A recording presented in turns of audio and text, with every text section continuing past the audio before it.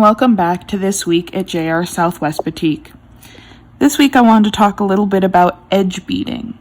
So I'm working on this project right here, which is a moccasin keychain.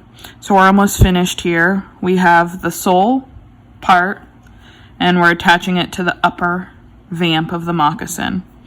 So to do that, I'm doing a bit of a blanket stitch. It's really a modified blanket stitch.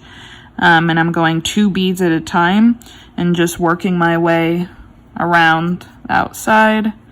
That will come up as so. I have 2 darts here on the sides just so that I'm keeping it even and it's not getting messed up. So I've already started here. Pretty easy to start, just pulling the thread. I usually hide my knot in between the 2 pieces, come up, I do once around, and then I'm ready to start this stitch. So here I am. I finished 1 stitch. What I do is I take my needle. I'm only using a single thread here.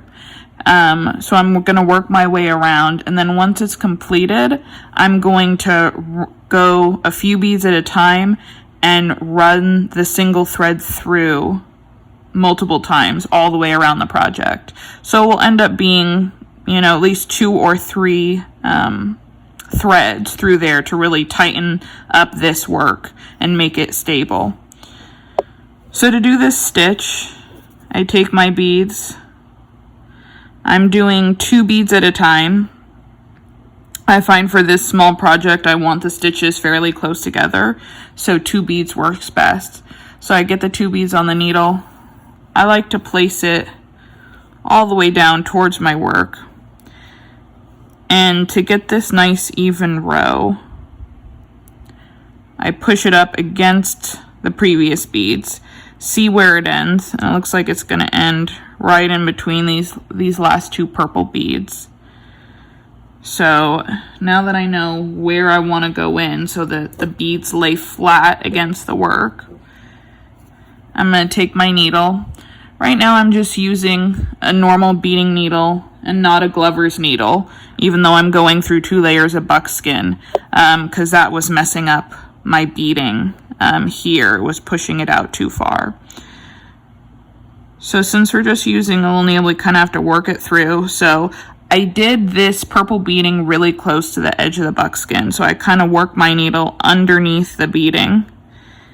I make sure my 2 pieces of buckskin are lined up. And I start pushing it through. You can kind of see it coming out here, and that's too far. I have it kind of angled. So I'm going to pull it back out a little bit, readjust, and make sure I'm coming out a similar distance away to all the other pieces. You can kind of see my stitches here. So I want to make sure it's fairly even. So now that I've got that in position, you can see on this side how it's kind of going right through those 2 beads. I'm going to pull the needle through. To do this, I usually need a pair of pliers. So I got the needle through. Now I'm going to work. I have a fairly long thread since I did not want to use multiple threads and have to tie off. So I have a long thread so I can go all the way around and then thread that through multiple times as well. So I now have the 2 beads, a little twisted here. I tighten it a little bit. So you can now see I have 2 beads. I've come with the needle, gone from the top down to the bottom of the work. It's coming out the bottom. I'm now really just doing a blanket stitch. So I'm taking my needle, I'm coming up from the back side of the work and through that loop that I've just made. So I'm taking that needle through. I want to make sure that that string that I've just brought back up is on the right side of the beads so that they lay properly. And then I'm going to pull tight. Kind of fiddle with the beads and make sure they're lying properly as I do that. So there you go. That is how I am doing this blanket stitch and going around the outside and finishing this moccasin keychain. And I'll just kind of continue on as so. And I'll take my next 2 beads and put them on the string.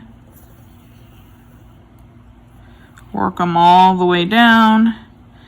See where they're gonna end up. It looks like right about here. You can also kind of use these beads to count. You know, you're going every 2 beads, so 1, 2, and then you put there 1, 2. These purple beads are a little bit bigger than my blue beads, so I'm not doing that as much, so that I make sure I get a nice even row. So I'm just going to do that all the way around the work, while also when I get towards this end of the moccasin, I'm going to be sewing that up with the loop for the keychain and continuing around to join the 2 pieces of the moccasin together. So I hope this was helpful and gives you a little idea of how I'm doing the edge stitching for my moccasin keychain.